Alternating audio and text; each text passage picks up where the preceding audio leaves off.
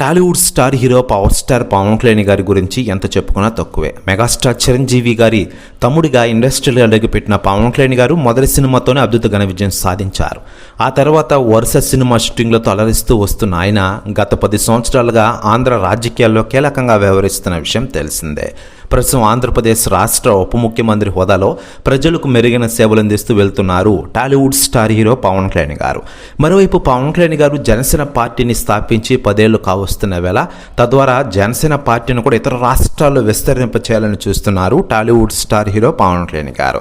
ఇక ఇదిలా ఉండగా పవన్ కళ్యాణ్ గారి గురించి దేశవ్యాప్త రాజకీయ నాయకులు స్పందిస్తూ ఉండగా తాజాగా కమల్ హాసన్ గారు స్పందించారట. ఆయన మాట్లాడుతూ ఆంధ్రప్రదేశ్ రాష్ట్ర రాజకీయాల్లో ఒక వెలుగు వెలుగుతున్నారు పవన్ కళ్యాణ్ గారు. ఆంధ్ర రాజకీయాల్లోనే కాకుండా ఇతర రాష్ట్ర రాజకీయాల్లో కూడా జనసేన పార్టీని దింపాలని చూస్తున్నారు. నిజంగానే గ్రేట్.